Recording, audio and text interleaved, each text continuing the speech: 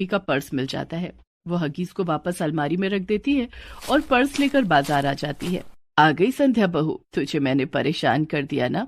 नहीं माँ जी, मुझे कोई परेशानी नहीं हुई, बल्कि आपके साथ मैं भी बाजार घूम लूंगी। घर में बैठे बैठे बोर हो रही थी। संध्या अपनी सास के साथ बाजार में शॉपिंग कर रही थी और सोच रही थी, कैसे पता करूं कि माँ जी सचमुच में हगीज पहनती हैं? मुझे क्या करना होगा?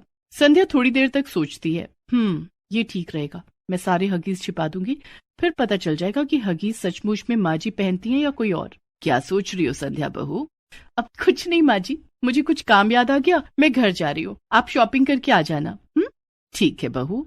संध्या जल्दी जल्दी चलकर घर आती है और मानवी के कमरे में जाती है। वो अलमारी में रखे सारे हगीज को वहां से हटाकर अपने कमरे में छिपा देती है। थोड़ी देर के बाद मानवी बाजार से घर आ गई। वो अपने कमरे में गई। पीछे पीछे संध्या चाय लेकर मानवी के कमरे में जाती है। उसने देखा कि मानवी बहुत घबराई हुई थी और अलमारी में कुछ ढूंढ रही थी। क्या हुआ माँ जी, आप क्या ढूंढ रही हैं? संध्या बहू, मैंने अलमारी में अपनी सोने की चेन रखी थी, वो नहीं मिल रही है। मानवी अलमारी में चेन का बहाना बनाकर हगीज ढूंढने लगी और तभी घबराहट में उसकी सूसू निकल गई। संध्या ने देखा कि उसकी सास मानवी के चेहरे के हाव भाव कुछ बदल गए थे। क्या हुआ माँ जी, आप ठीक तो है ना? अब संध्या बहू, मैं ठीक हूँ। मैं दवाई लेने मेडिकल स्टोर जा रही हूँ, मेरे सिर में बहुत दर्द है। माँ जी, दवाई मैं ला देती हूँ, आप आराम कर लीजिए, मैं आपके सिर में दवा भी मालिश कर दूंगी। नहीं संध्या बहू, दवाई मैं ले आऊंगी। मानवी तेजी से घर के बाहर निकल गई। संध्या पीछे से आवाज लगाती रही, लेकिन मानवी ने मुड़कर भी नहीं देखा। माँ जी, रुकिए माँ जी। मानवी के पैर सीधा मेडिकल स्टोर पर जाकर रुके। वहाँ मानवी ने एक पैकेट हगीज खरीदा और घर आ गई। संध्या दरवाजे पर ही खड़ी थी। माँ जी, आपके हाथ में क्या है? सर दर्द की दवाई। इतने बड़े पैकेट में सर दर्द की दवाई, ये कैसी दवाई है, जरा मुझे भी दिखाइए। संध्या बहू, ये मेरे सर दर्द की स्पेशल दवाई है।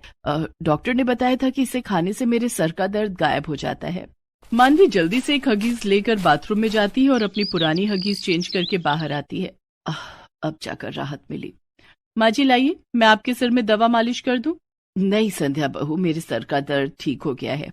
संध्या मन ही मन सोचती है, वो तो मैं समझ रही हूँ कि आपके सर का दर्द कैसे ठीक हुआ। आपको तो रंगे हाथों पकड़ूंगी। दूसरे दिन संध्या सुबह सोकर नहीं उठी। रोहन ने उसे जगाने की खूब कोशिश की। संध्या उठो, दिन के 10 बज गए हैं। रोहन, आज मेरे सर में बहुत दर्द है, तुम माँ जी से सर दर्द की दवाई मांग कर ले आओ, उनके पास सर दर्द की बहुत अच्छी दवाई है। रोहन मानवी के पास जाता है और सर दर्द की दवाई मांगता है। रोहन बेटे, दवाई तो खत्म हो गई है।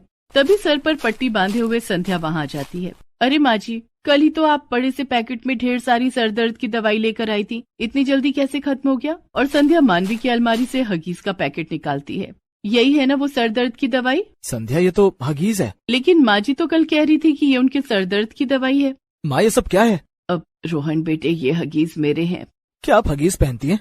हाँ बेटे, तुम दोनों मुझे माफ कर दो। अब हमेशा से मैं हर बात पर बहुत जल्दी घबरा जाती हूँ और इस कारण मेरी सुसु पॉटी निकल जाती थी, इसलिए मैं हगीज पहनती हूँ। इसलिए मैं जीन्स पहनती हूँ ताकि हगीज अच्छे से फिट रहे। मैंने सोचा था कि मेरी सास मेरी तरह मॉडर्न है इसलिए जीन्स पहनती हैं। मुझे क्या पता था कि आप हगीज फिट रखने के लिए जीन्स पहनती हैं। आपने हगीज के लिए ललिता को दोषी बताया, उसे नौकरी से निकालने की बात कह रही थी। मुझे माफ कर दे बहू। कोई बात नहीं माँ जी, आपने हमें पहले क्यों नहीं बताया? हम आज ही आपको डॉक्टर के पास ले जाएंगे। उस दिन रोहन और संध्या मानवी को डॉक्टर के पास ले जाते हैं और मानवी का इलाज करवाते हैं। डॉक्टर की दवाई से मानवी की सुसु पॉटी निकल जाने वाली बीमारी ठीक हो जाती है और मानवी हगीज पहनना छोड़ देती है।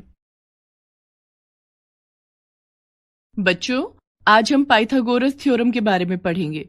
गणित में पाइथागोरस थ्योरम बहुत इंपॉर्टेंट सब्जेक्ट है। बच्चों, ये थ्योरम बताता है कि एक समकोण त्रिभुज में कर्ण का वर्ग त्रिभुज के अन्य दो पक्षों के वर्गों के योग के बराबर होता है। कल्पना बच्चों को पढ़ाई रही थी कि पीछे से किसी के हंसने की आवाज आई। कल्पना ब्लैक बोर्ड से हटकर बच्चों की तरफ आई। कौन हंस रहा है? क्या बात है? हमें भी बताओ जरा, पूरी क्लास को भी हंसने का मौका मिलना चाहिए। लेकिन किसी ने भी कोई जवाब नहीं दिया। शिखा और रश्मि, तुम दोनों ही हंस रहे थे ना? नहीं मैम, हम नहीं हंस रहे थे। अच्छा, तो बताओ पाइथागोरस थ्योरम क्या होता है? मैंने अभी क्या पढ़ाया है, क्या तुम दोनों ने नोट किया? रश्मि, चलो अपनी नोटबुक दिखाओ।